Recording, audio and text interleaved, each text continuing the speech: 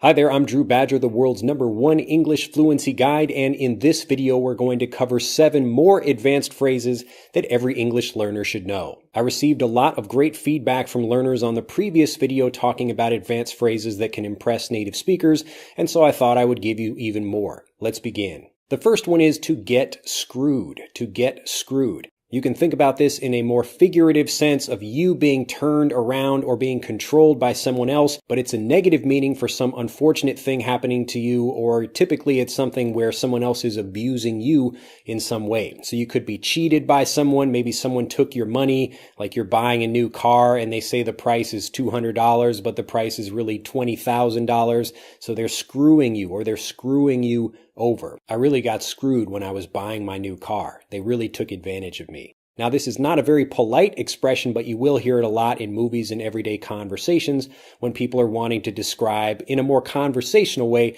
getting tricked or maybe someone doing something negative or awful to you. To get screwed. To get screwed. Next, to give it a shot. To give it a shot. Now, if someone asks you if you'd like to try a particular activity like skiing or skydiving or something like that, you can tell them, yes, I'd like to try that thing, or you can say, I'd like to give it a shot. Give it a shot. And this just means, again, that you want to try something, but it's in a more native and conversational way. Listen carefully to how this blends. Give it a shot. Give it a shot. Give it a shot. I'd like to give it a shot. Yeah, I'll give it a shot. I'll give it a shot. Next, there's nothing to it. There's nothing to it. Listen carefully as I say this faster, how it blends. There's nothing to it. There's nothing to it. There's nothing to it. There's nothing to it is the conversational way of saying that something is easy. This is another great idiom you can use when you're trying to explain someone how to do something, or you're trying to reassure them that something is actually quite easy. So maybe you're teaching a friend of yours how to do like a flip. So you want him to flip over or kick a ball or do something that's maybe not that difficult. So you're telling him, hey, it's quite easy. There's nothing to it. There's nothing to it. So nothing to something else just means nothing is required in order to do it. As another example, a friend of mine might say, hey, you're really good at baking. And I say, oh, well, there's nothing to it. You just follow the recipe. There's nothing to it. There's nothing to it. Next, to be in hot water. To be in hot water. Listen carefully again to how this blends. Hot water. We've got the T there, but the T almost disappears and we just put a space there. Hot water.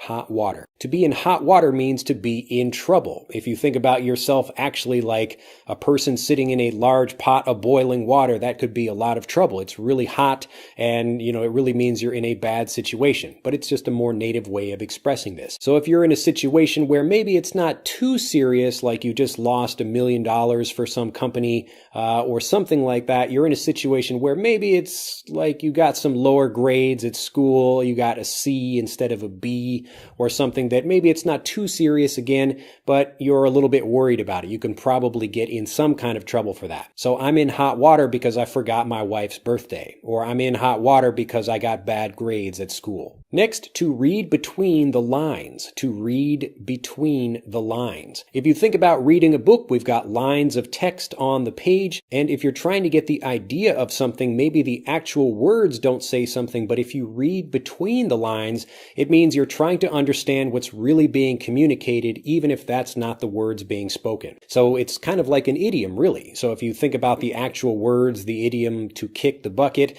just means to die, but if you're kind of reading between the lines, you're trying to understand what the actual meaning of those words is, not the actual words that are being used. So maybe I'm reading between the lines. A friend of mine is trying to say, hey, like we probably shouldn't go to that party tonight, but he's telling me this in front of another friend of ours who's kind of using it as a code. So my friend is using this as a code. We probably don't want to go to the party tonight, but I'm trying to read between the lines and understand what he's actually saying.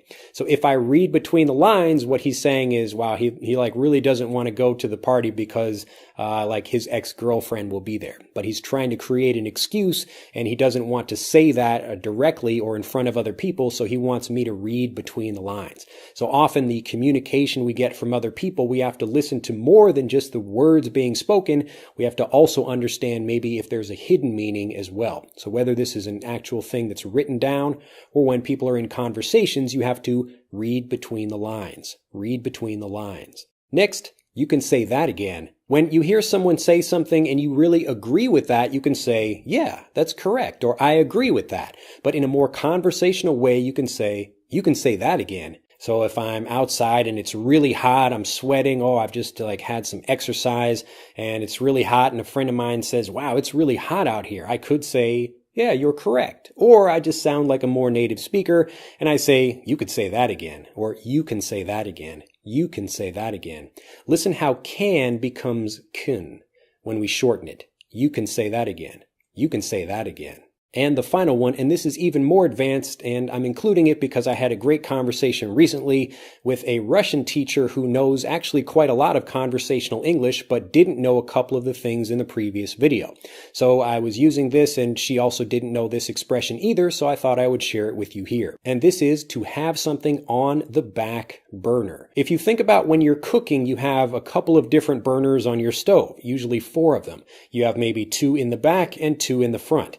And if you're a professional chef, maybe you will have some high heat on the front burner, so you're actually cooking something, but you will leave something on the back burner just to cook and maybe to stay warm because you're going to use it later. So from that physical idea, we get the more figurative idea of keeping something, just keeping it prepared for later use. So right now, maybe I have a couple of different business ideas. I'm working on one, but I have a few ideas on the back burner. So this just means that I'll probably end up using them in the future, or maybe not, but they're just kind of prepared and ready if I decide to use them. To keep something on the back burner. To keep something on the back burner. Well, that's the end of this video. If you'd like to learn more of these great phrases, do let me know in the comments down below, or especially if there is a phrase that you have trouble understanding and it might become a part of another video. Be sure to like this video, share it with anyone else who also wants to learn more conversational language, and become a subscriber to the YouTube channel if you haven't already. And finally, if you'd like to learn how to build your vocabulary much faster,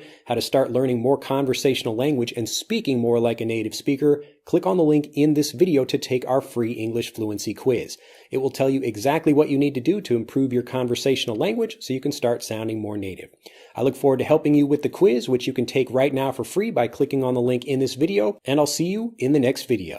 Bye-bye.